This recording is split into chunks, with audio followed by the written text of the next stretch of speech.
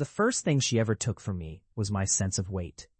Not my job, not my reputation, not my fucking dignity. That came later. What she took first was the gravity in the room.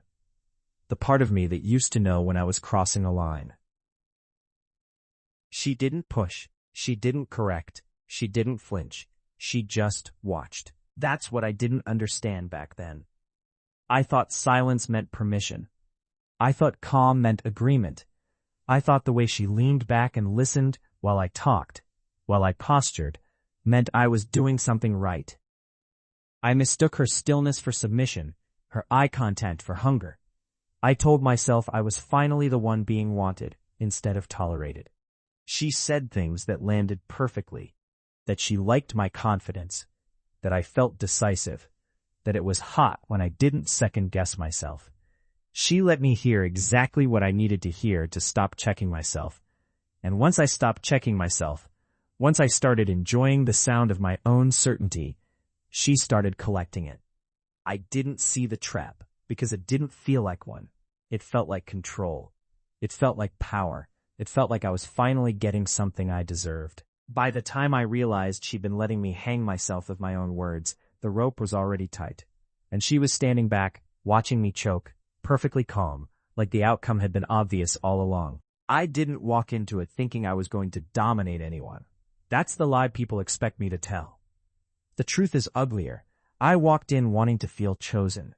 I wanted to feel like my attention mattered more than anyone else's. And she handed me that feeling like a loaded weapon and waited to see how I'd use it. That was the first red flag I ignored. When I spoke over her, she didn't interrupt. When I framed things like I was leading, she nodded. When I talked about what I liked, what I expected, what I didn't have patience for, she smiled like she was impressed. That smile fucked with my head. It made me feel validated instead of exposed. I started talking dirtier, louder, more certain. I let my ego stretch its legs and pace around like it owned the place.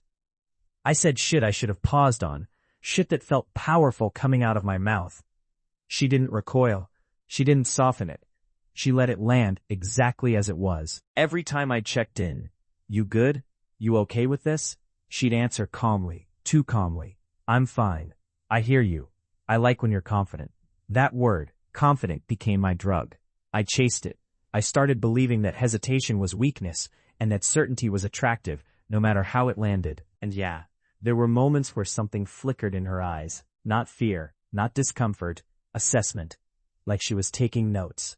I felt it once or twice and ignored it because the alternative meant admitting I might not be in control. And I was high on the idea that I finally was. I told myself she'd stop me if it was too much. I told myself silence was consent. I told myself I was reading the situation correctly because it felt good to believe that. What I didn't know, what makes me feel like a stupid, arrogant piece of shit now, was that every word I said, without resistance, became a data point. Every moment I leaned into my authority became proof.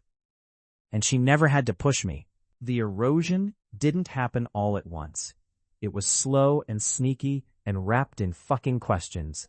She'd bring things up days later, casually, like she was just trying to understand me better. "Why did you say it that way?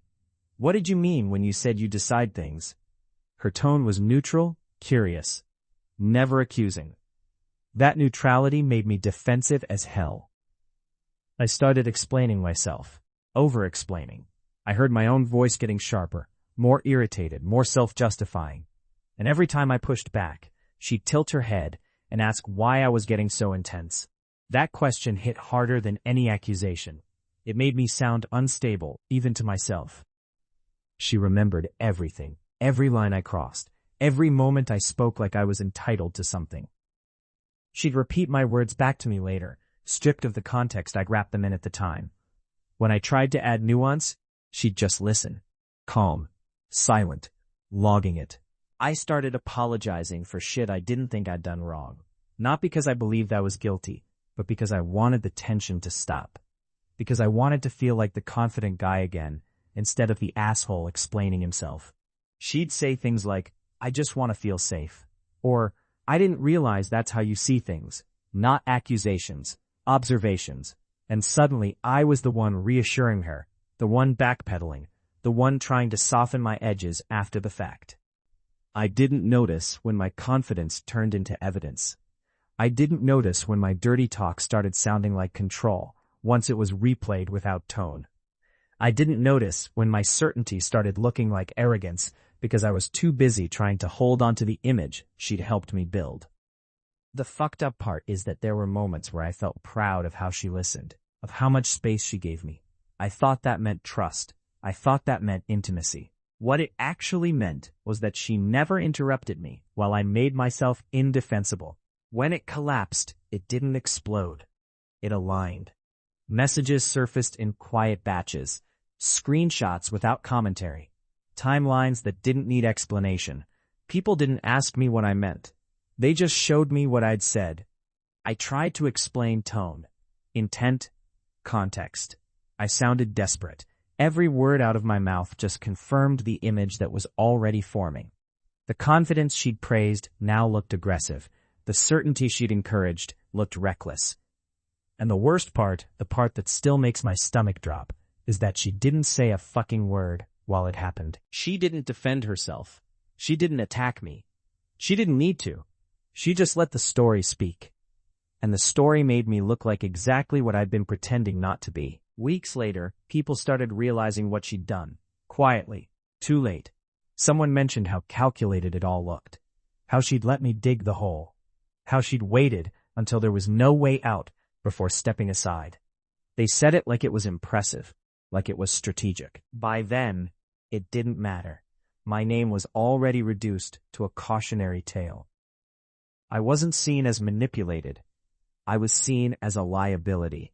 A guy who talked too big, pushed too far, and couldn't read a room. That's the part that fucking haunts me. She didn't overpower me. She didn't trick me with lies. She let me believe my own bullshit until it became public record.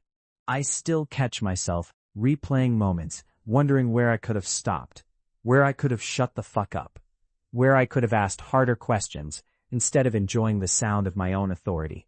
But there is no rewind. There is no correction. There is just the version of me that exists now, defined by the confidence I was so proud of, preserved forever as proof of who I am when someone lets me think I'm in control.